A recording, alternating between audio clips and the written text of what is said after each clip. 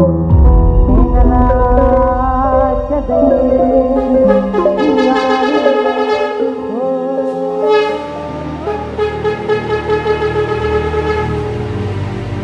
နကတန်သူမင်္ဂလန်သူဘာဘာတန်သူဖုတ်တိတန်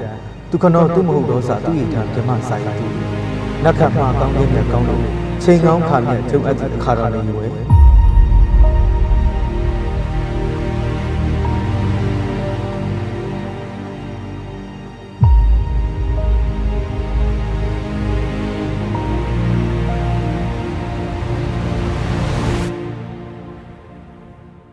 မြမဝေါဟာခောဇာတက္ကရာ1386ခုနှစ်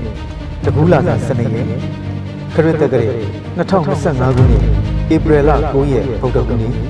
မင်္ဂလာပေါင်းနဲ့ပြည့်စုံလာတဲ့နေ့ရက်ဒီချိန်ကျက်တည်မင်္ဂလာဖျားဖျားနဲ့ပြည့်စုံလာတဲ့အခါမှာမင်္ဂလာတရုသားမင်္ဂလာတရုသမီးမောင်နှံစုံတို့အားပွဲထုတ်ရန်ချိန်ကြောက်ရောက်ပြီးမို့မင်္ဂလာတရုသားမောင်ထုံးဝင်းမြတ်နဲ့မင်္ဂလာတရုသမီးမတ်ကြီးစိမ့်စိမ့်တို့အားဖြင့်နှစ်ဖက်သောမိဘမင်္ဂလာအချမ်းရံများနဲ့ဒီမင်္ဂလာနေရာမှာတို့ကြွရောက်ပါရန်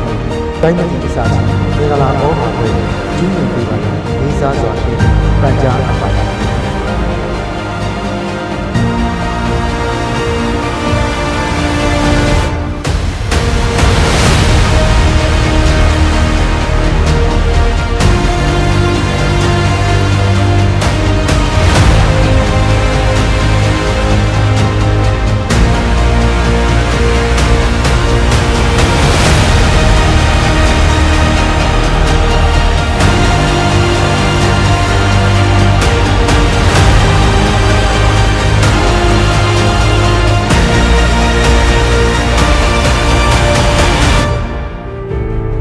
တပည့်အစပနာမဖြင့်ပြုလုပ်ပါတော့မင်္ဂလာပနာမကံအောင်မြင်ဖြစ်ပါတော့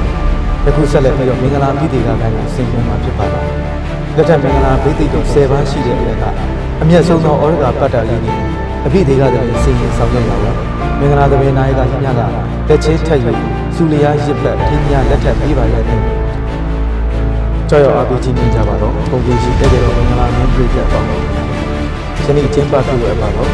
စူရရစ်ပတ်လက်ထက်ထိမ်းများမင်္ဂလာတော်ရဲ့အခမ်းအနားကတော့ကြွရောက်လာလို့ကြတယ်ဘုံဒီရှိဧည့်သည်တော်မင်္ဂလာမင်းပြည့်တဲ့ပေါင်းတော်ကိုကြွားနှစ်ဖက်သောမိဘတွေမေတ္တာစေတနာအောင်ကြောင့်အစကားရရာအရာခတ်တဲ့ဤချမ်းမြေ့တော်အောင်ဖြစ်ပါတယ်